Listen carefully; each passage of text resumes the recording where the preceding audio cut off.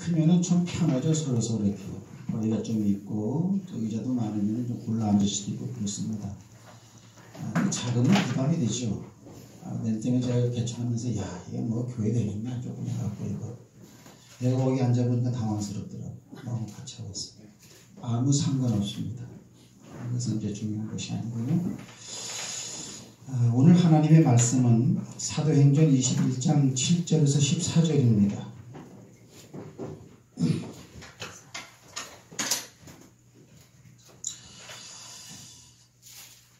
근데 성경이 어디 갔나?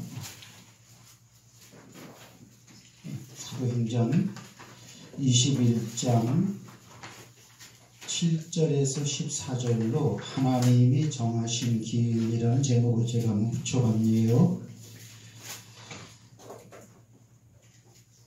7절에서 14절까지인데 저는 이제 개역 성경을 한번 읽어볼게요. 조금 틀릴 수도 있을지 모르겠는데 7절은 제가 읽습니다. 두로로부터 수로를 다 행하여 돌레마이에 이르러 형제들에게 안부를 묻고 그들과 함께 하루를 있다가 이튿날 저가 가이사랴에 이르러 일곱 집사 중 하나인 전도자 빌립의 집에 들어가서 머무르니라. 바울이라는 사람이 지금 이제 빌립 집사의 집에 들어갔어요. 그렇죠? 가이사라는 이제 지중해의 그 연안 도시죠. 팔레스타인. 들어간 거예요. 9절은 제가 읽어요. 그에게 딸 넷이 있으니 처녀로 예언하는 자라. 여러 날 머물러 있더니 아가보라는 한 선지자가 유대로부터 내려와. 아가보라는 사람이 유대 예루살렘에서부터 가이사로 내려왔다라는 거예요. 이 사람이 예언자인데 우리에게 와서 바울의 띠는 허리띠를 말했죠. 가져다가 자기 수족을 잡아매고 예언하는 거예요. 말하기를 성령이 말씀하시되 예루살렘에서 유대인들이 이같이 이띠 임자를 결박하여 이방인의 손에 넘겨주리라 하거늘. 우리가 그 말을 듣고 그곳 사람들과 더불어 바울에게 예루살렘으로 올라가지 말라 권하니. 그렇죠. 바울을 사랑하는 측근들이 예루살렘에 올라가지 말라고 하죠. 왜? 구속당한다고 예언이 나왔으니까. 그렇죠? 근데 바울은 다른 반응을 보이죠. 바울이 대답하되 너희가 어찌하여 울면서 말렸나 봐요. 내 마음을 상하게 하느냐. 나는 주 예수의 이름을 위하여 결박받을 뿐 아니라 예루살렘에서 죽을 곳도 각오하였노라 하니. 이게 알고 있다는 거예요. 바울은 자기 앞길에 무엇이 있을 것이라는 거예요. 14절 다 같이 읽습니다. 시작. 저가 고난을 받지 아니하므로 우리가 주의 뜻대로 이루어지리라 하고 그쳤다 그랬어요. 바울은 이렇게 알고 가는 거죠. 더 오신 분들은 우아기를 벗어도 되고요. 그럼 좀 받겠습니다.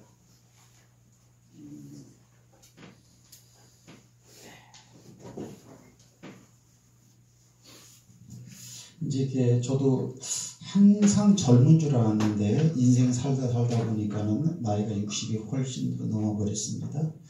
오늘은 추수감사 예배고 또 앞에는 시각적으로 보이는 많은 것도 이렇게 해놨네요. 이렇게 이런 것도 참 좋죠. 하지만 중요한 것은 우리가 하나님의 말씀을 놓쳐버리면은 추수감사절도 의미가 별로 없는 것이고, 교회에서 아무리 사람들끼리 친교가 좋고 또 교회의 디자인이나 인테리어나 그런 것이 멋있고 교인들의 편의를 위해서 잘 모든 것이 충족됐다 치더라도 하나님의 살아있는 말씀의 생명대에 그 사람 속에 들어와 있지 아니하면 전자의 말은 그런 것은 유한하죠.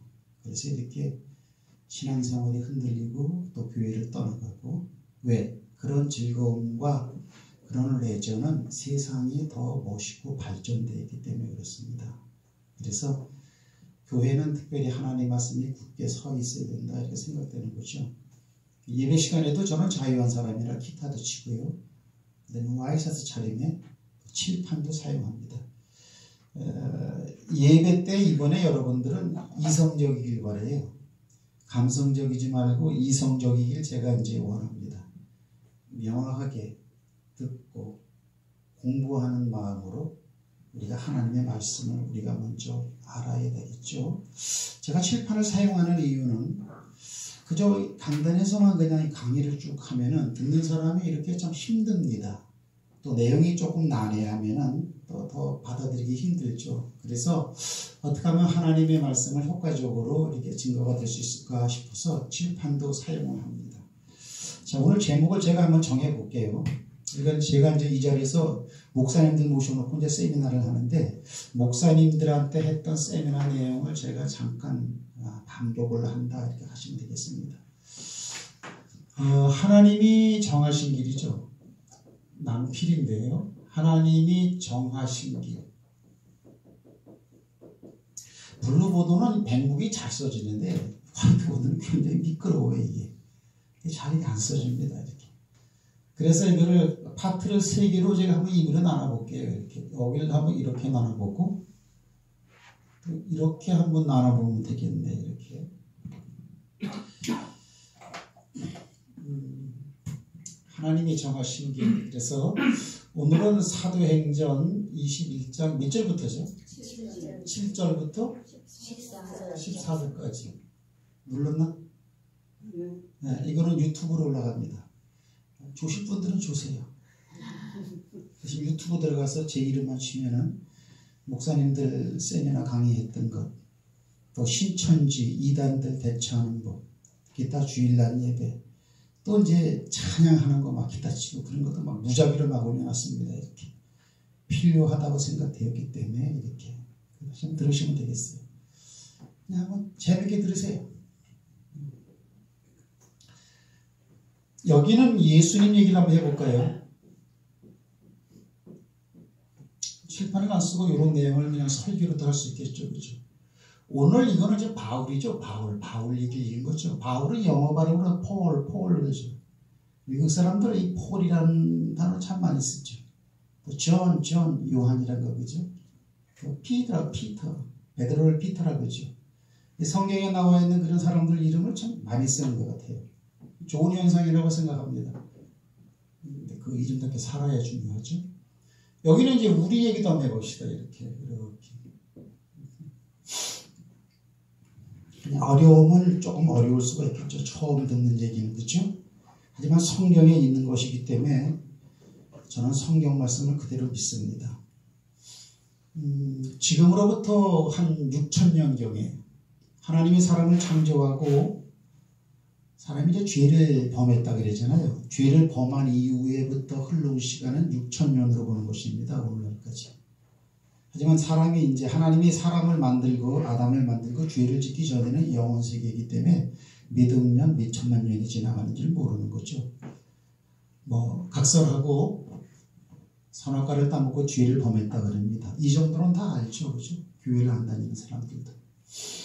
하나님이 정하신 길 딱딱합니다, 그죠? 뭔가 모르게 이렇게 왁구에 꽉 쪄놓은 것 같고 우리는 기계적으로 살아야 된단 말이야? 뭐 그런 생각이 드는데 정하신 길이라는 것은 이렇게 해라 저렇게 해라 저렇게 해라 이렇게 해라 부탁하는 거죠. 하지만 하나님이 정해놓은 것을 우리 사람이 임의적으로 거부할 수도 있습니다. 이렇게 선악과 따먹지 말라 그랬는데 따먹고 죄를 범했어요. 그러자 하나님이 그 뱀 보고 뭐라 그랬냐면은 창세기 3장 15절이에요. 사실은 프로젝트를 준비하려고 그랬어요. 이렇게. 근데 이것이 더 실감나겠다. 그리고 또 오래간만에 교회 오신 분들이 있으니까 유튜브 뒤져보니까는 뭐 새가족 초청잔치에 대한 동영상이 굉장히 많더라고요. 집사람은 여보 그런 것도 하나 만들어 가면 띄워봐. 근데 그거 띄우면 뭐합니까? 여러분이 유튜브 가서 얼마든지 볼 수 있고. 창세기 15장은 뭐냐면 여자의 후손이라는 말이 나와요. 여자의 후손이라는 말은 이게 안 맞는 거죠. 씨는 남자한테 있으니까 남자의 후손이죠. 제가 황가인 것은 저희 아버지가 황가이기 때문이죠. 어머니 저기 계시는데 어머니는 박가예요. 근데 여자의 후손이 온다. 그래서 여자의 후손이 뱀 네 머리를 이렇게 밟을 것이다. 근데 너는 여자의 후손의 뒤꿈치 정도는 네가 물을 것이다. 밑도 끝도 없이 이런 얘기를 해요. 이거를 대략 BC, Before Christ죠. 한 6,000년으로 보자고 이렇게. 이런 말씀이 있었어요. 저는 하나님을 그냥 말씀을 믿습니다. 교회는 하나님의 말씀을 무조건 믿고 따라가는 거지 가감하지 않고. 그렇지 않습니까? 저는 이 말씀도 믿어요. 여자의 후손이 네 머리를 밟을 것이요. 사탄의 머리를 밟는다는 거고, 사단 너는 그 여자의 후손의 발꿈치를 밟을 것이다. 이렇게 되는 거죠. 예수님이 십자가에 올라가 죽음으로 그의 발꿈치를, 자, 이런 건 뺍시다. 그 다음에 세월이 쭉 지나서 이사야서 7장, 이사야는 사람 이름이죠. 이사야서 7장 14절에 보면은 보라 처녀가 잉태하여 아들을 낳을 것이요 그 이름을 임마누엘이라고 해라. 임마누엘은 하나님이 우리가 함께 한다라는 이제 그런 내용이죠. 여기는 뭐냐면 처녀가 잉태한다. 그 이름은 임마누엘이라고 하라. 하나님이 함께 한다는 뜻이죠. 그러면 여자의 후손으로 오는 누구나 처녀가 잉태하는 거나 같은 내용이 되어지는 거죠. 그러면 이사야서 7장 14절인데 이사야서가 보통 기록된 것이 예수님 오시기 전 BC 790년에서 680년경 한 800년 봅시다. 이거는 BC 이거는 한 800년으로 보자. 이렇게요. 그리고 우리가 눈을 씻고 보더라도 이거는 한 사람에 대한 이야기라네. 6,000년 전에 누군가 여자의 후손으로 오는 자가 있는데 누군지 몰라요. 그러면 잠잠한데 시간이 쭉 흘러가갖고 그러면 몇천 년이 흐른 다음에 이사야서에는 처녀가 잉태하여 아들을 낳을 것이다. 이거는 이제 구약 성경이잖아요. 이 정도는 우리가 뭐 상식적으로 아는 거니까, 그죠? 기독교인들도 불교에 대해서 상식적으로 알아야 되고, 알아야 할 건 알아야 합니다. 그래야 변증이 되고, 그래야 반박이 되고, 그렇죠? 이건 예언이에요. 그런데 마태복음 1장, 마태복음은 신약성경이란 말이죠. 마태복음 1장은 20절에서 23절까지 보면은 마리아라는 여자가 나와요. 마리아라는 여자가 요셉이라고 하는 남자하고 정혼했는데 우리식으로 말하면 이제 약혼이라고 합니다.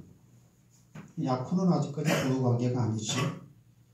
그리고 같이 동침하기 전에 잉태된 것이 드러났다고 이렇게 말하고 있어요.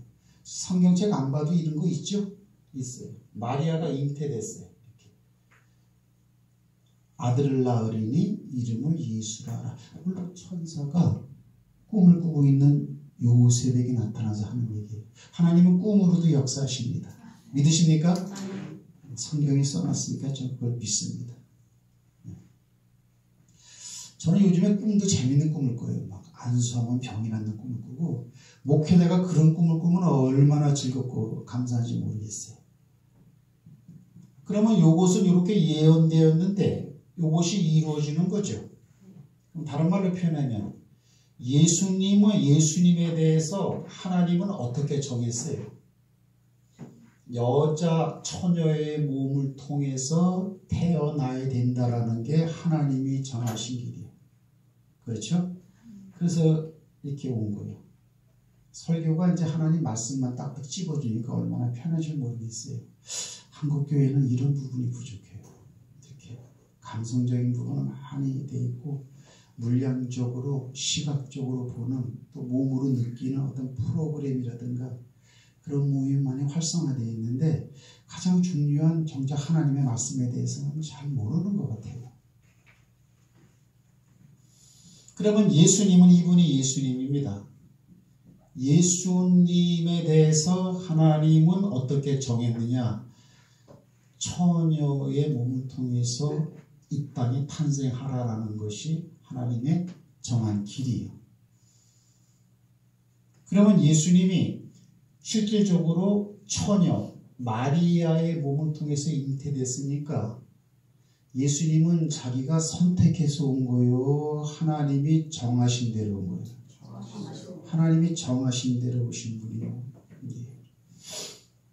저는 이렇게 저는 예전에 대우조선 제가 설계실에 다닐 때만 해도 교회를 안 다녔습니다. 근데 왜 이렇게 교회를 다니나? 왜 상기설계부 이사가 교회를 다니는데 자꾸 교회를 다니라 그러는 거예요. 저 양반은 직급도 높고 이사 위에 상무 아닙니까? 상무 위에 부사장이고 부사장 위에 사장, 사장 위에는 그때 김우중 회장이었어요. 그러면 이사는요, 앵간한 그런 그 프로젝트 한 그 파트의 그거거든요. 저분은 뭐가 부족해서 저럴까? 그래서 그때부터 제가 도면실에 들어가서 내가 성경 좀 한번 보자 이렇게. 왜냐하면 내가 암만 생각해도 교회에는 다닐 필요가 없는 것 같거든요. 내가 착하고 돈 좀 있으면 어려운 사람들 도와주고 착한 마음을 분명히 가지고 있는데 내가 왜 이렇게 교회를 다닐 필요가 있나? 그런 생각 들잖아요, 여러분. 그런 다음에 성경을 보면서 또 기독교 방송도 들으면서 보는 순간 성경 말씀이 맞더라고요. 성경 말씀이 안 맞으면 저는 지금 이 목사 이거 딱 풀고 나갑니다. 좋죠 지금. 낚시를 해버리는 거죠. 낚시 좋아하는 거 아시잖아요, 백일성이. 견지 낚시 딱 하면 1m 30짜리 걸렸죠. 목회보다 더 재밌어요. 재밌죠. 그런 거예요. 그러면 예수님에 대해서 하나님이 정하신 길은 뭐냐? 처녀로 잉태해서 오라고 하는 거죠. 그러면 이제 여기서 왜 처녀로 남자의 씨를 받지 않고 이렇게 오게 했을까? 성경에만 있는 그 난해한 얘기인데, 남자의 씨로 오면 예수님이 죄인이죠. 우리가 아는 것처럼 아담과 하와가 죄를 짓고 난 이후에 그 후에 태어나는 모든 사람들은 죄인이라고 하는 거죠. 그래서 우리가 죄인 된 거예요. 그러니까 남자의 씨로 온다면 마리아의 남편이 요셉인데 요셉도 죄인이죠. 그래서 두 사람 사이에 생육법에 의해서 예수님이 오셨다면 예수님도 죄인이라는 거죠. 죄가 있는 상태라면 우리를 구원하기 위해서 온전한, 무흠한, 완벽한, 흠이 없는 희생양, 제물감 자격이 없는 줄 믿으시기 바랍니다. 우리가 구약시대에 있잖아요. 양을 잡아갖고 제사를 드릴 때 이 양을 하나님께 그냥 드리지 않고요. 7일 동안인가 양을 살펴요. 이렇게. 눈곱이 안 꼈나? 설사는 안 걸렸나? 저거 어디 무슨 버스름 같은 건 있지 않나? 에? 뭐 이렇게 무슨 병은 있지 않나? 왜? 더럽고 흠 있는 거는 하나님께 제물로 드리는 걸 아버지께서 금했어요. 그러니까 양은 있어도 그 양을 살펴본다고 이렇게. 의미하는 바 그죠. 아주 깔끔하고 완전한 양을 드렸더라는 거예요. 근데 우리가 아는 것처럼 예수님이 이제 뭐 아시죠? 그죠? 세례 요한이라는 사람이 세례터에서 세례를 주는데 예수님이 오셨잖아요. 그때 뭐라 그래요? 보라! 저기 예수가 온다! 이런 게 아니고 보라! 세상 죄를 지고 가는 하나님의 어린 양이로다. 그랬거든요.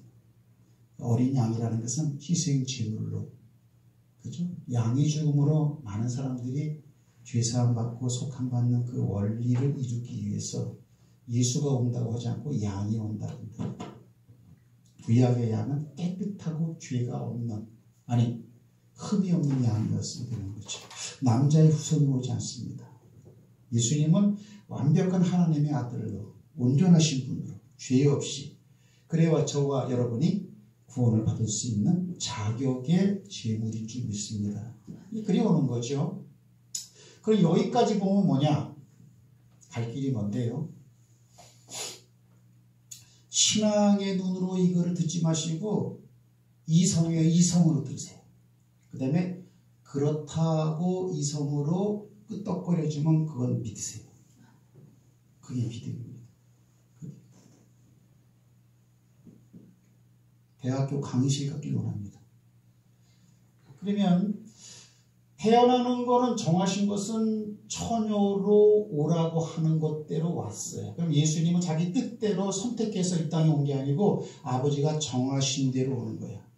예수님은 하나님의 말씀 따라오는 거야. 말씀 따라. 그럼 오신 분이 뭐 할 거냐? 뭘 하라고 하나님이 어떻게 정해놨죠? 예수님이. 성경은 뭐 안 찾아도 아시리라고 믿고, 이사야서 53장에 보면은 그가 찔림은 우리의 허물을 인하며, 이사야서 53장이네요 이게요. 그가 찔림은 우리의 허물을 인하며 그가 상함은 우리의 죄악을 인하므라. 그가 징계를 받음으로 우리가 평화를 누리고 그가 채찍에 맞음으로 우리가 나음을 입었도다 그랬어요. 전부 다 그가 앞에 이런 말이 붙어있어요. 여기서 그가는 누구냐? 이건 뭐 정확무한 예수에 대한 얘기예요. 그는 예수.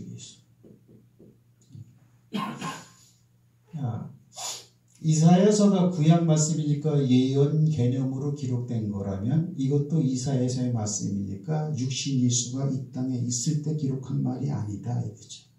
그런데 예수님이 이 땅에 와서 뭘 하시는 분이냐?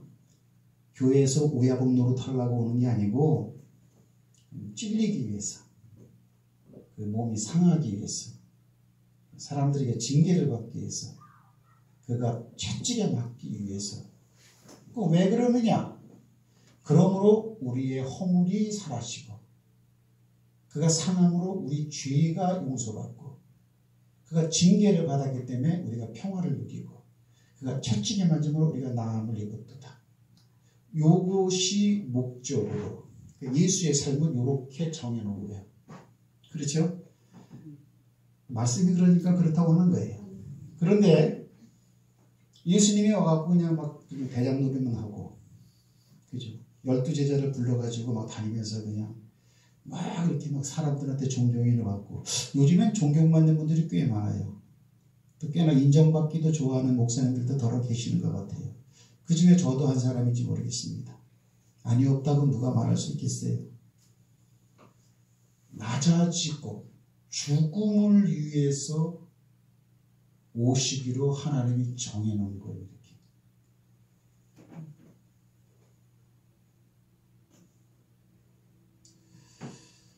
그러면 예수님의 삶은 자기 이기적인 삶이 아니고 타자적인 삶이죠. 다른 사람을 위해서 이 땅에 온 거예요. 그 다른 사람 중에는 저와 여러분도 아마 포함되어 있다고 믿으시기 바랍니다. 좀 믿어줘요. 이렇게. 믿음은 하나님의 말씀을 믿는 겁니다. 아무리 주여 주여 소리를 질러도 말씀이 빈약하고 배제되어 있지 않으면 이 신앙은 자기 색깔의 신앙이 될 수가 있고 자기 중심의 신앙이 될 수 있고, 그래서 내 색깔과 맞지 않으면 신앙에서 이탈할 수도 있는 것이죠. 오직 그래서 믿음은 들음으로 말미암고 뭘 듣느냐? 하나님의 말씀으로 말미암는 것이다. 중간에 빼버리고 믿음은 뭐냐? 말씀을 믿는 것이다. 이게 되는 거죠. 그 말씀을 들으면 믿음이 생깁니다. 믿음이 99%도 아니고 100%가 생깁니다.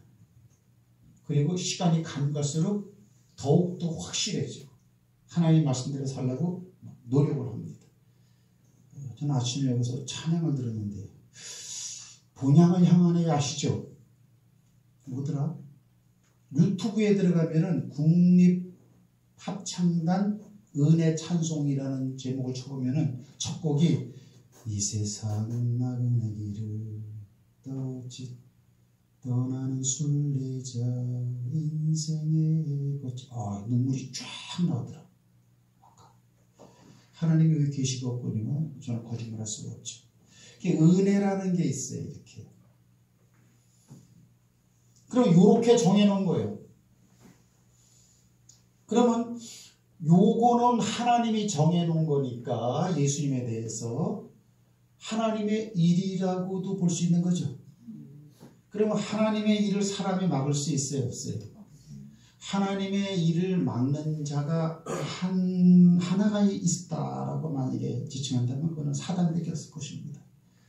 마귀는 이 땅으로 내쫓기면서 사탄이라는 거죠. 사탄. 사탄은 하나님의 대적자라는 뜻이죠. 이 원어는.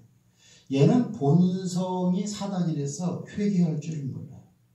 하나님께 두드려 맞고 엄청 두드려 맞았어요. 성경에 보면 하나님의 권능을 엄청 체험했어요. 그래도 얘는 하나님 내가 잘못 생각했었네요. 이럴 수 있는 여지가 얘는 0%예요. 얘가 할 수 있는 유일한 길은 뭐냐면 하나님의 일을 무조건 방해하는 거예요. 무조건 대적하는 거예요. 교회에서 하나님의 일을 하려고 한다? 그건 분명히 방해할 것입니다. 교회 내 구성원인 한 사람 한 사람이 하나님의 말씀대로 살라고 한다? 분명히 방해할 것입니다. 하나님의 일이 국가적으로 이루어지든지 교회적으로 이루어지든지 한 개인이 그 말씀을 붙잡고 하려고 할 때 공이 방해하는 건 이거다. 문제는 안 보인다는 거죠. 하나님도 보일 수 없는 분이지만 견시, 보여야 믿는 이 실증주의 세계에서 신앙생활을 한다는 건 쉽지가 않습니다. 하지만 믿음은 바라는 것들의 실상인 줄 믿으시기 바랍니다. 이래 되는 거 이렇게. 그러면 요거를 막는 자는 예수님이 찔리고 십자가 사건에서 결국 이게 다 이루어지잖아요. 그죠? 이거를 막는 자는 이건 사단만 막을 수 있는 거죠. 그럼 여기서 바울 얘기해야 되는데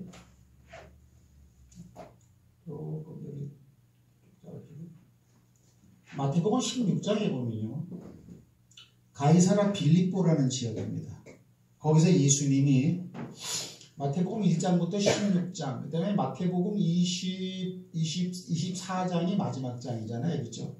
그러니까 16장이면은 예수님의 사역 한 중기쯤 돼, 중기. 초기, 중기, 말기를 봤을 때, 말기를 십자가 사건으로 보는 거죠. 중기쯤 됐을 때, 예수님 주변에는 이제 12제자가 있었는데, 느닷없이 지금까지 하지 아니했던 어떤 말을 툭 던져버립니다. 그게 뭡니까? 얘들아, 내가 이제 예루살렘에 들어간다. 거기서 재판장들과 장로들과 서기관들에게 고난을 받고 죽을 것이다. 처음 그런 얘기를 해요. 그러니까 여러분이 베드로라면, 안드레라면, 시몬이라면, 빌립이라면, 바돌로메라면, 유다라면 어떤 반응을 일으키겠어요? 그때까지만 해도 그 제자들은 예수님을 따라다니면서 보니까 이분은 굉장한 일을 한다. 그래서 이분을 따라다니면은 이분은 분명히 세상에 기득권을 갖다가 차지할 분이 분명해 보이고 싹수가 보인다는 거죠. 그 옆에 붙어있는 우리는 한 자리 할 게 분명하다. 정치색을 띠고 예수를 따라다닌 거죠. 이 땅에서의 성공을 바라보고 줄서기를 잘한 거라고 생각하고 따라가는 거예요. 근데 그 양반이 느닷없이 죽는다 그러니까 좋아하겠어요? 설교 쉽죠? 어려움은 옆 사람하고 인사합시다. 유튜브 보세요.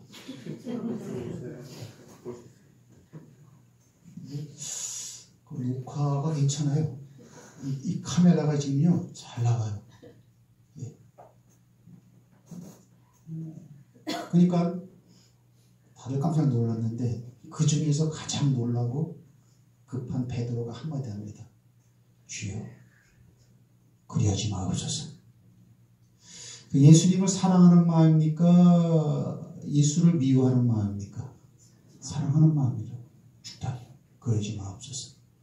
그럼 만약에 예수라면은 그리하지 마옵소서. 베드로 너밖에 없다. 그래. 그렇더라도 마음이 울적한데 이러지 아니하시고 그냥 사단아, 내 뒤를 물러가라. 너는 나를 넘어지게 하는 자로다. 네가 하나님의 일을 생각하지 아니하고 사람의 일을 생각한다. 그랬어요. 마태복음 16장은 여기가 키워드니까 한번 잠깐 봅시다. 냉철하시길 바라고. 그래서 성경 말씀이 아니면 안 믿어버리는데.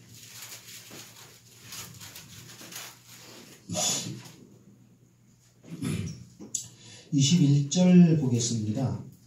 21절 제가 한번 읽을게요.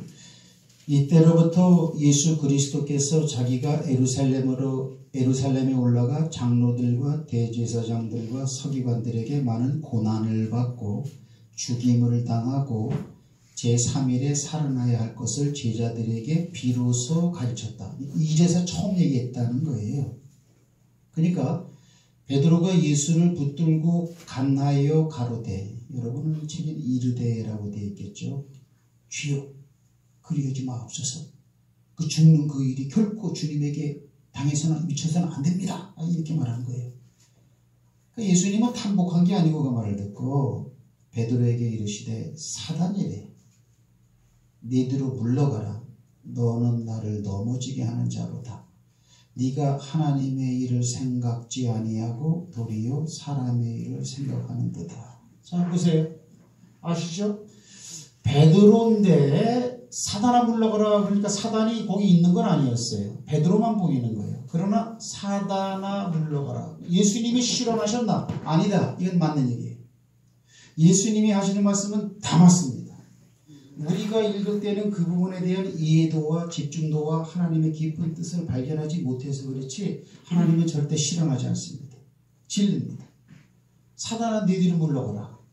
그거 하는 말이 뭐냐면 네가 하나님의 일은 생각지 않고 사람의 일만 생각하는구나 이랬어요. 그리고 넘어지게 하는 자들은 그래 넘어지게. 예수를 갖다 넘어지게.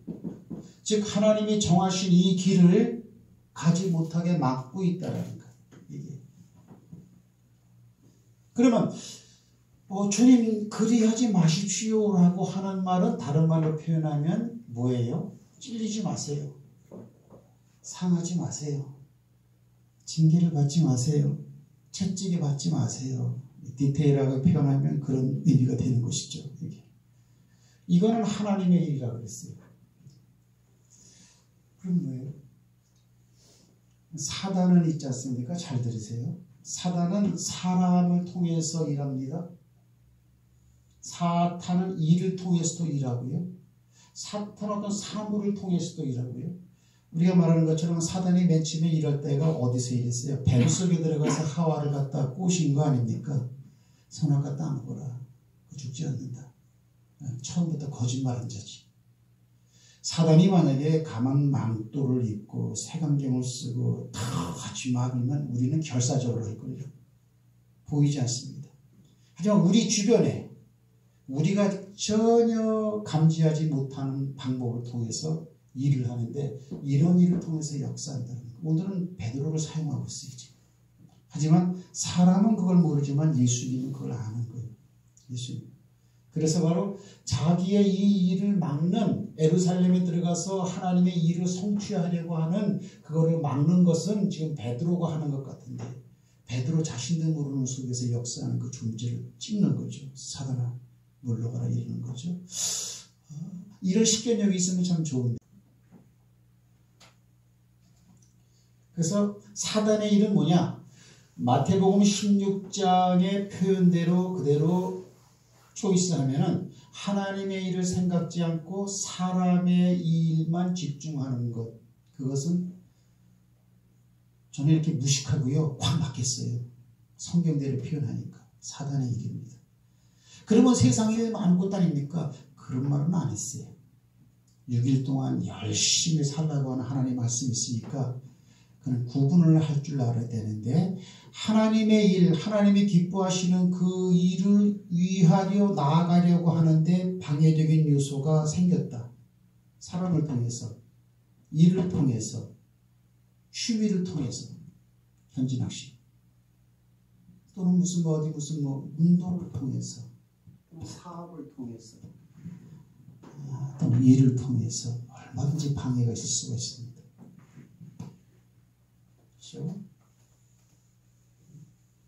그리고 예수님은 그냥 가더라 이거야. 이걸 이루더라라는 거예요. 왜? 그건 하나님의 정하신 길이기 때문에 그렇습니다. 이렇게. 그래서 이제 예수님에 대한 얘기가 끝났죠, 그렇죠? 이렇게. 그러면 지금 주님 그 예루살렘으로 들어가지 마세요라고 말을 하는 거는 사단이 보이게 나타나서 막는 거예요? 아니면은 예수님이 사랑하는 측근을 통해서 저런 일이 이루어지고 있는 거예요? 측근, 좋아하는 가장 가까운 옆 사람을 통해서 방해 공작이 일어나는 것을 우리는 알 수 있는데, 제가 설교해도 잘하는 것 같아요. 이건 맞는 것 같아요. 설교를 잘한다 못한다가 아니고 이건 맞는 것 같아요. 이치적으로. 하지만 예수님은 예나 지금이나 똑같으시고 악한 영들도 예나 지금이나 똑같습니다. 이렇게. 그래서 하나님이 예수님에게 정하신 길은 크게 처녀로 온다. 이 땅에 오고 난 되면 이런 일을 한다. 그 하나님의 일을 막는 것은 사단이다. 사단의 일은 뭐냐? 하나님의 일을 생각지 않고 사람의 일만 생각하는 거다. 그리고 측근, 편한 사람, 아는 사람, 좋아하는 일, 그런 걸로 통해서 역사할 가능성이 많다. 또 다른 얘기도 있겠죠. 성경 다른 데 찾아보면. 오늘 본문은 바울의 얘기예요. 바울의 얘기인데, 우리가 아는 것처럼 바울은 원래 하나님을 안 믿는 사람이고 예수 믿는 사람을 핍박하던 사람이죠. 그렇죠? 4차 전도 여행을 하죠. 전도 여행을 하는데요. 오늘 사도행전 21장의 이 내용은 네 번째 전도 여행이에요. 그 네 번째 전도 여행은 어디로 가는 전도 여행이냐? 로마로 가는 거예요, 이게. 로마 카이사. 우리 이제 성경에는 이제 가이사라고 했죠. 그걸 갖다 이제 그냥 우리 음문으로 표현하자면 시저죠. 로마 황제. 카이자를 로마 황제라고 그래요. 그럼 이제 예수님 당시 때는 초대교회 때는 우리가 아는 것처럼 이제 로마 제국 시대 아니었습니까? 이렇게 로마의 황제한테 가야 된다라고 하는 게 바울에게 하나님이 말씀한 거예요. 그거를 바울을 향한 하나님의 정하신 길이라고 제가 경색되게 표현하는 거예요. 이제 그걸 어떻게 합니까? 그럼 우리가 아는 것처럼 사도행전 9장에 보면은 다마스커스로 예수 믿는 사람을 핍박하기 위해서 말을 타고 가다가 그 길도상에서 예수를 만나죠. 그렇죠? 빛이 착 비추는데 말에서 떨어졌어요. 이렇게. 눈을 딱 떴는데 안 보이는 거예요. 근데 들리는 소리가 있어. 하늘에. 사울아 사울아 네가 어찌하여 나를 핍박하느냐 그랬어요. 빨리 설교합니다. 공중에서 들리는 음성은 예수 음성이죠. 왜 나를 근데 핍박하느냐 그랬어요. 이렇게. 근데 여러분 그 폴이 여러분들 예수를 핍박한 적 있습니까? 그런 적은 없어요. 예수 믿는 사람, 다마스커스에서 예수 믿는 사람을 지금 포박하려고 달려가고 있는 거지 예수를 직접적으로 이렇게 한 적은 없어요. 하지만 예수님은 말하는 거예요. 예수 믿는 사람을 네가 핍박하려 하는데 그건 나를 핍박하는 거다. 그러니까 예수 믿는 사람을 사랑한다고 나를 사랑하는 거예요.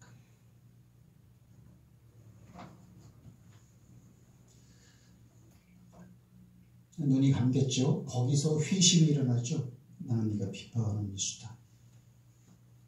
그러고서 빨리 시몬의 집으로 들어가라.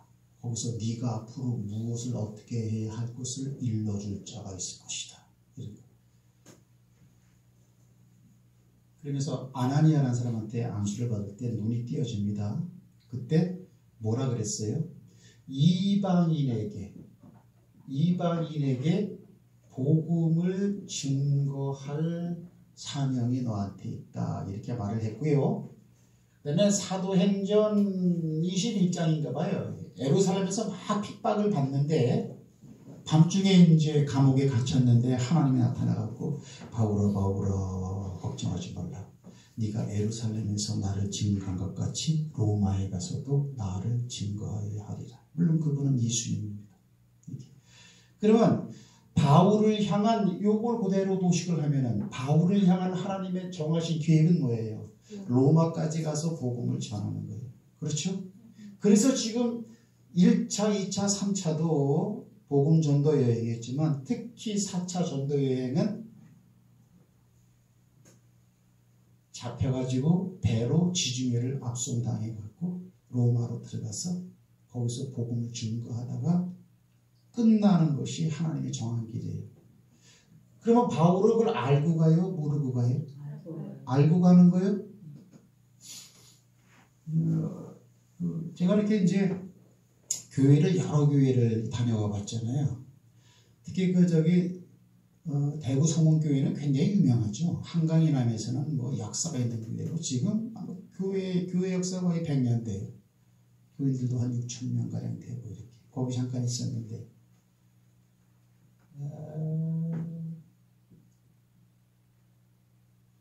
뭘 느끼게 되냐면은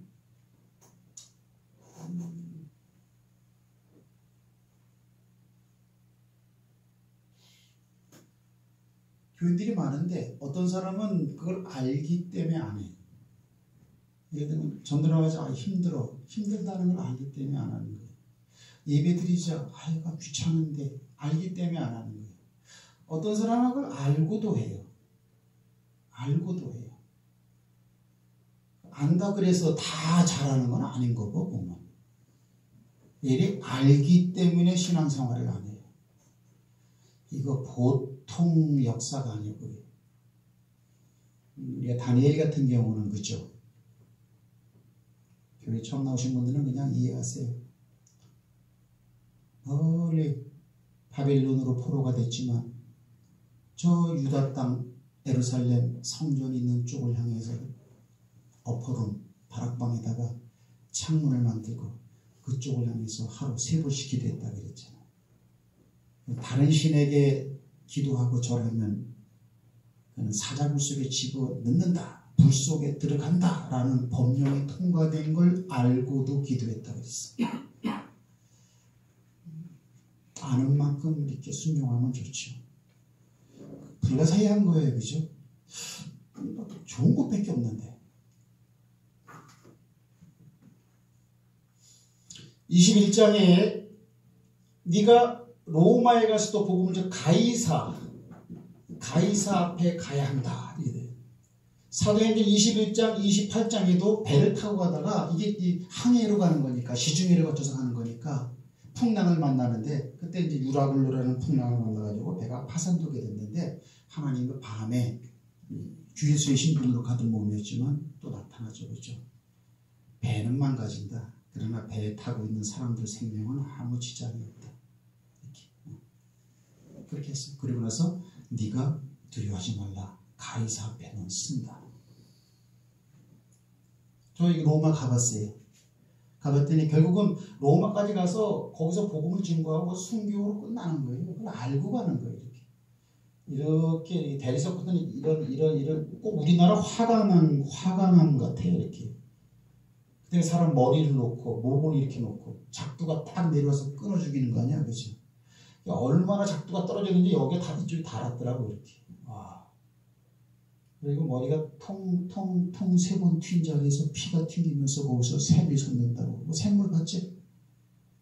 갔다 왔어요. 이런 그 성경적 채취가 묻어있는 곳으로의 순례는 진짜 좋더라고. 힘은 무지하게 듭니다. 이거 얘기하는 거예요. 그럼 바울은 이걸 아는 거예요. 아는 거. 자, 오늘 본문이 뭡니까? 지도 한번 그려볼까요? 이렇게 됐네. 두로가 여기는 유대 땅이죠. 갈릴리 바다, 사해 바다, 요단강이 흘러가지고 그죠? 이쪽이 지중해란 말이에요. 이렇게. 로마는 저쪽으로 있잖아요. 그죠? 이렇게. 그럼 여기요. 그 다음에 이렇게 돼갖고 여기서 또 들리고 그 다음에 이렇게 해갖고 여기 가이사라. 에루살렘이 한 여기쯤 에루살렘이죠. 가이사라는 해변 도시라고 했잖아요. 카이저라는 뜻이야. 카이저. 로마 황제라는 뜻이에요. 이게 그 로마 점령 시대였으니까 이런 항구 도시를 갖다 막 황제 이름을 막 땄어요. 여기도 가이사라라고 또 있더라고요. 근데 여기에 뭐냐? 빌립 집사가 있었다고 말하고 있는 거예요. 빌립 집사 알죠? 그죠? 스테반 빌립 브로그로니가라고 디멘 바메나 그 성령 충만한 초대교 7 집사. 빌립 집사 유명하죠.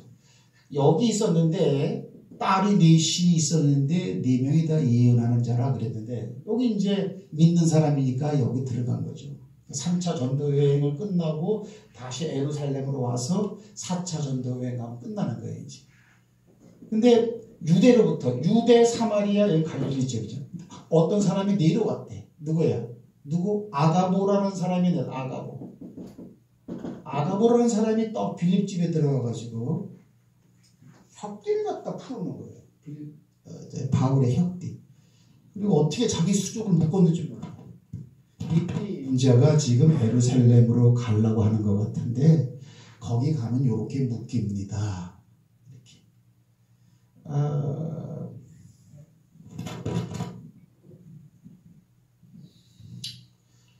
뭐 이렇게 인정받으면서 로마로 가는 건 아니잖아요. 포로로, 그죠? 복음을 증거하다가 이단자로 붙잡혀갖고 가는 거잖아요. 이렇게. 그러면 아가보의 예언은 맞아요? 틀려요? 그건 맞는 거예요. 근데 그 자체가 틀린 건 아니죠. 왜? 하나님이 그렇게 계획한 거니까. 이렇게. 근데 그 말을 들은 측근 사람들이 어떻게 해요? 가지 마세요, 올라가지 마세요, 이랬단 말이에요. 꼭 베드로가 내가 십자가 예루살렘에 들어가서 이제는 죽을 거다라고 했을 때 주변에 베드로가 주여 그리하지 마옵소서 그 길을 정한 길을 막은 것처럼 이번에도 사도 바울이 가는 길을 누가 막느냐? 바로 사도 바울 측근 사람들이 막더라고요. 막을 수밖에 없죠. 왜요? 이렇게 붙잡혀서 죽는다 그러니까. 근데 바울이 뭐라 그래요? 왜 이렇게 울면서 내 마음을 상하게 하느냐? 나는 거기서 죽더라도 난 간다. 그럼 알고 가는 거죠? 그러면 유형이 똑같단 말이에요. 이게. 여기도 뭐예요? 바울의 측근이 막더라고. 측근, 편한 일, 즐거운 어떤 취미, 뭐 이렇게 그런 것을 통해서 역사해요. 그럼 바울이 이 자리에서 예루살렘으로 올라가는 자기를 막는 측근들에게 사탄들아 불러가라. 이렇게 말을 해도 틀린 말은 아니죠. 근데 이제 그런 표현은 안 쓰고 이렇게 울어갖고 내 마음을 아프게 하느냐. 하면 나는 간다. 왜? 그게 정한 길이기 때문에 그래. 정한 길이기 때문에 그래. 이렇게요.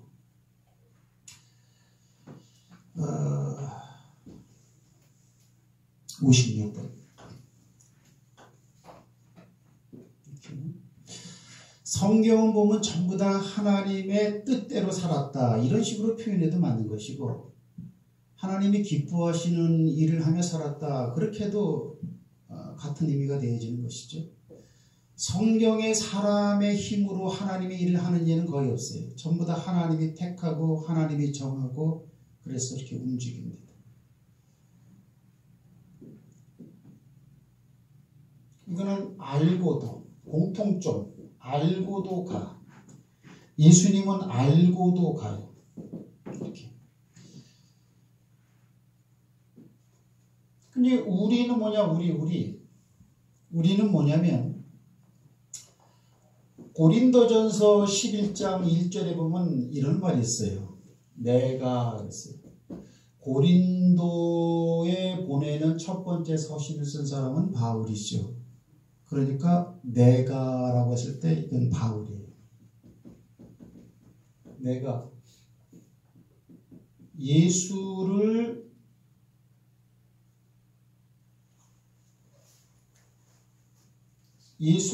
뭐 믿고 행한 것 이것 좀 찾아서 읽어보세요. 처럼 너희는 나를 본받는 자 되라 그랬죠. 본받는 자가 되라 이렇게 말했어요. 내가 예수를 본받은 것처럼 그렇네요. 내가 예수를 본받은 것처럼 너희는 그랬으니까 너희는 일단 고린도 교인들이라고 보겠지만 어느 시대나 고린도 전서 11장을 읽으면서 너희라고 읽을 때 이 너희에 우리 모두가 다 포함되는 거예요. 그렇죠? 이게 만약에 고린도 사람들만 위한 거라면 어떻게 만인의 성경책이 되겠어요? 말도 안 되는 거지.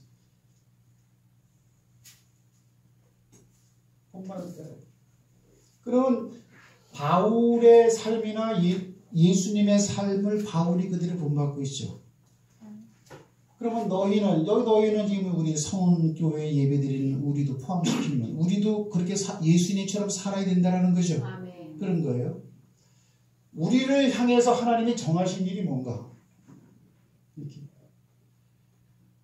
그냥 제가 무작위를 한번 써볼게요. 전도하라. 이거 굉장히 중요합니다. 찬송하라. 또 교회 예배 드려라. 또는 말씀 들어라. 많이 있겠죠. 이걸 하나님이 우리에게 정하신 길이라는 거예요. 그러면 이 부분이 미흡하다면 뭔가 주변의 영향을 받았다는 거죠. 그건 100%입니다. 저를 이거 저는 예언한다 그래요. 꿈을 보고 기도하면서 환상 가운데 뭐 예언하시는 분도 계시는지 모르겠는데 저는 하나님의 말씀을 통해서 보고서는 부흥 드는 겁니다. 무엇이 나로 하여금 신앙생활을 하는데 방해 요소로 역사했을까? 나는 모르는 거예요. 그건 전부 다 내가 좋아하는 거예요. 일이 됐든지 직근의 사람이 됐든지 취미가 한때 내가 말입니다. 신학생이 되려고 하는데 주일날만 되면 낚시하고 싶은 거 큰일 났어요. 예배를 인도해 드리는데 낚시하고 싶더라고. 하나님이 거하시지만 사람이기 때문에 할 수 없어요. 저는 새를 굉장히 좋아해요. 저 3층에 올라가 봐요. 제가 한 20년 전에 한 20년 됐나? 30년도 더 됐어요. 30년 전에 새를 굉장히 좋아했는데 내가 그만뒀어요. 새장 하나는 그대로 가지고 있었어. 어느 날 문득 새장을 보는데 새를 기르고 싶은 거예요. 십자매도 기르고 싶고 백문주도 기르고 싶고 혁홍주도 기르고 싶고 금종도도 기르고 싶고 인꼬도 기르고 싶고 소문주도 기르고 싶고 카나리아도 기르고 싶고 상사조 너무 이쁘잖아 목소리. 그냥 손질 하나 해놨어요 이렇게. 근데 밑판이 깨지고 없어. 저기 청계천 거기 오가 쪽 그쪽 가면 새 집이잖아요. 밑판이 있어요. 그래갖고 스페어로 하나 그런데 굴러다니면 꽤 맞추면은 백문주 한 쌍 사갖고 오고 3만 원이래 한 쌍이에요. 많이 내렸어. 예전에는 6만 원, 8만 원까지 다 사요. 깜짝 놀랐다니까. 동물 좋아하는 사람 치고 악한 사람은 없는 것 같아요. 까먹었는데요. 바울이 하는 얘기가 뭐냐면 내가 예수를 본받은 것처럼 나를 본받는 자가 되라는 거예요. 여러분들 그냥 까먹으면 생각나는 대로 하는 거예요. 호칭을 하려고 하지 마세요. 어차피 설교 준비는 안 하고 하는 거예요. 왜 그러냐면 성경에 보면 바울이나 예수님이나 베드로나 설교할 때 설교문을 작성하거나 이렇게 무슨 뭐 페이퍼를 만들거나 그런 게 없어요. 그냥 그 즉석에서 성령님이 인도하는 대로 쭉 얘기해요. 성경적 설교 언제 그런가 한번 합시다. 성령이 기억나게 하고 생각나게 해주기 때문에 그냥 그들 인도하시는 대로 하는 거예요. 이렇게. 중요한 얘기 하나 합니다. 그러면 우리도 이렇게 살아야 된다는 거예요. 왜 이렇게 강변을 가느냐? 이런 말도 있지만은 갈라디아서 2장 20절에 보면요. 넘어지지 마시기 바랍니다. 내가 언제 넘어졌는데요? 서 있는 것 같아도 넘어져. 사단아 너는 내들이 물러가라. 너는 나를 넘어지게 하는 자라. 네가 하나님의 일을 생각하지 아니하고 사람의 일을 생각하는데도 넘어지. 갈라디아서 2장 20절에 보면요.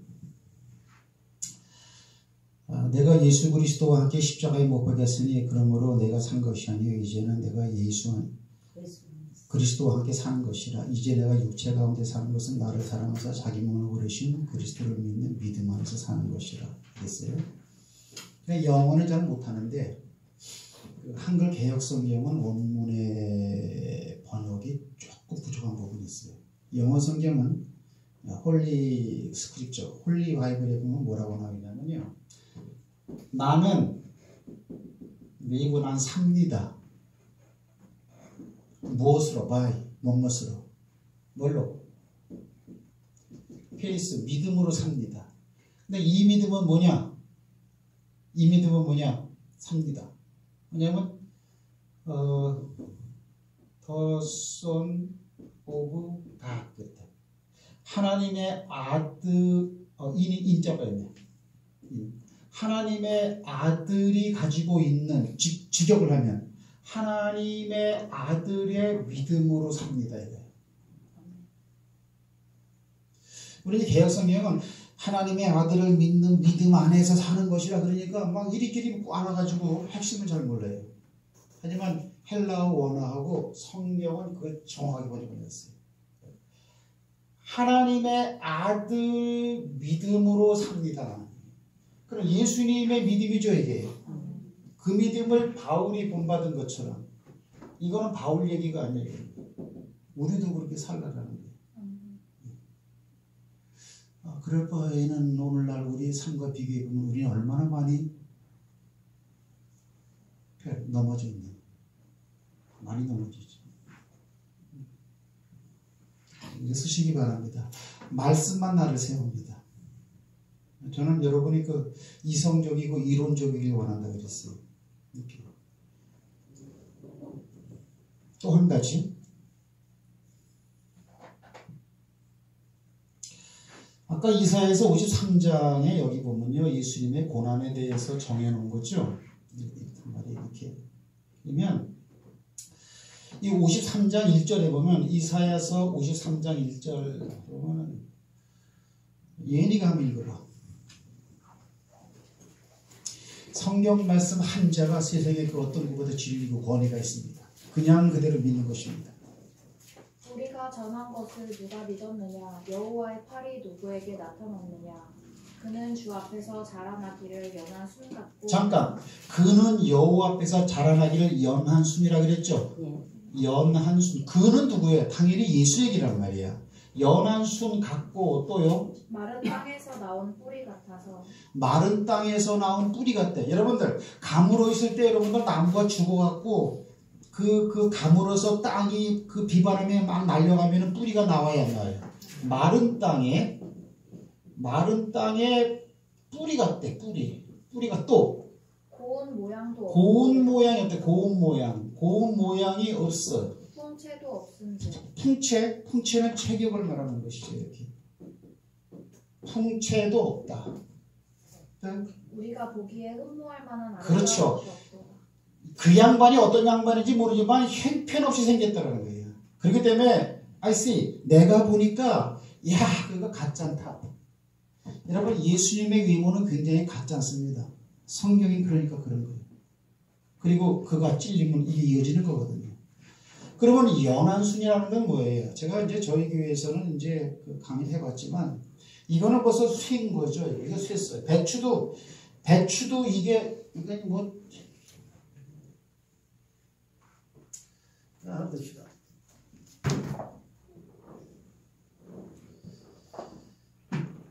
파인애플 연한수는 내가 못 봤어요. 하지만 이거는 다 큰 거지만은 종자를 이걸 뭘 심는지 모르지만 이걸 땅에서 맷집에 싹이 나올 때는 굉장히 연할 거라고. 지금은 억시지만. 배추도 마찬가지죠. 그러면 연한수는 여러분들 우리가 그 나무가지가 겨울에 있으면은 이게 맷집에 이렇게 나온다고 이렇게 연한수. 이거는 굉장히 약해요. 손으로 탁 문지르면 뚝 끊어져 버려요. 이게 자라서 억세해져 갖고 가지가 되면 안 끊어져. 예수님은 어떤 분이냐? 연한 순 같아요. 예수님은 강하지 않습니다. 예수님은 하나님의 이런 말씀 앞에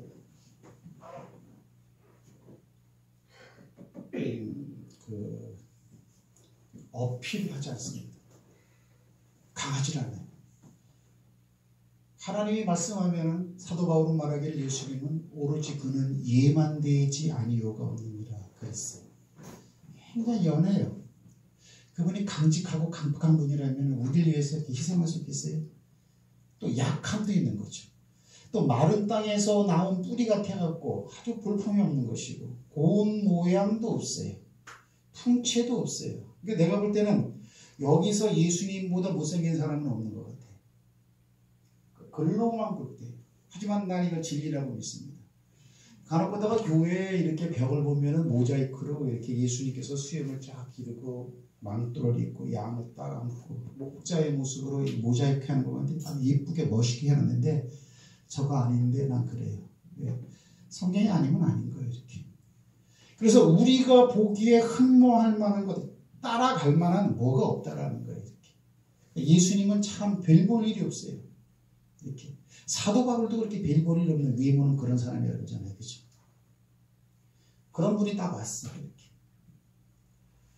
내가 하나님이라 그럴 때 사람들이 그걸 어떻게 보겠어요? 근데요, 마태복음 8장에 보니까는 예수님께서 갈릴리 바다를 쭉 다니시면서 베드로를 부릅니다. 그물 입는 걸 보고 나를 따라오너라. 내가 너희를 사람 낳는 어부가 되게 하리라.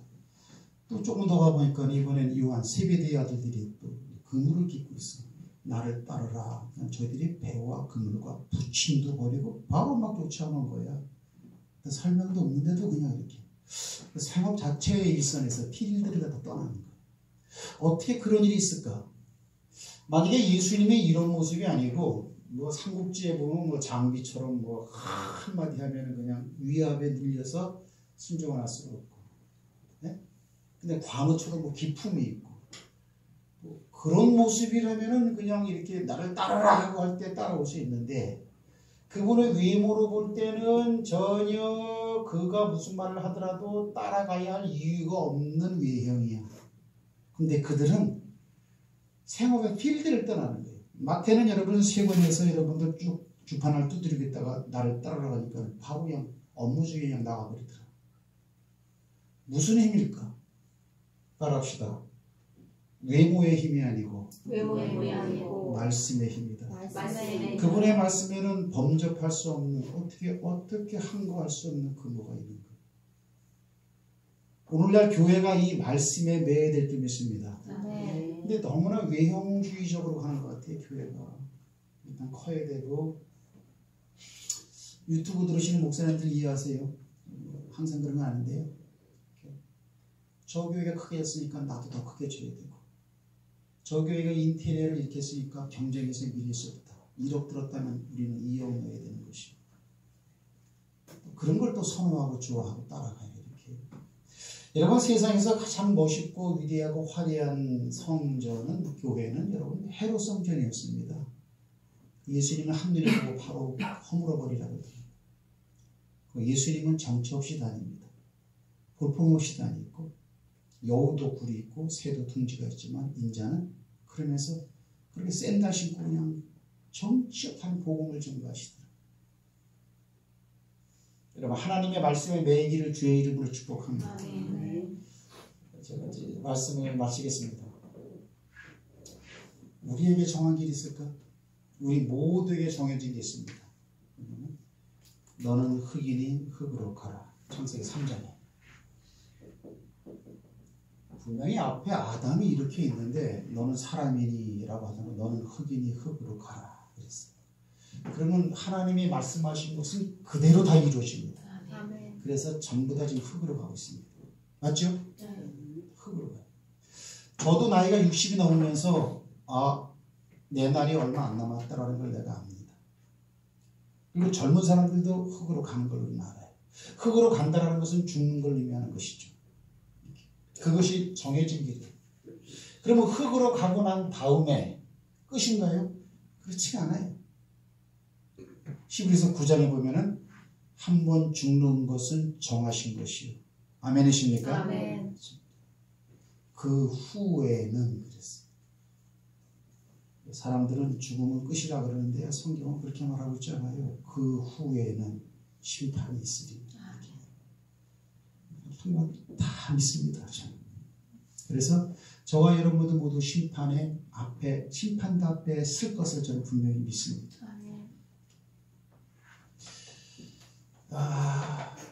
정하신 길대로 가는 자는 서 있는 자입니다. 정하신 길로 가려고 했는데 못 가고 있다면 사단의 영향을 받았을 것입니다.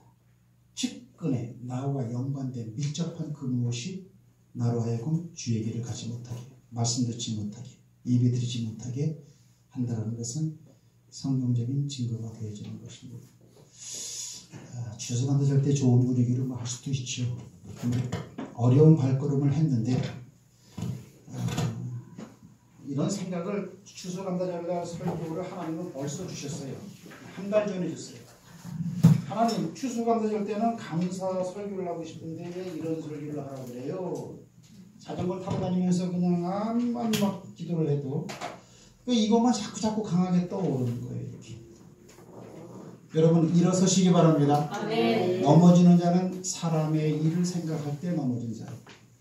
하나님의 일을 곁길로 갔다면은 원 궤도로 돌아오길 주의 이름으로 축복합니다. 아멘. 이거 우리 그 주제가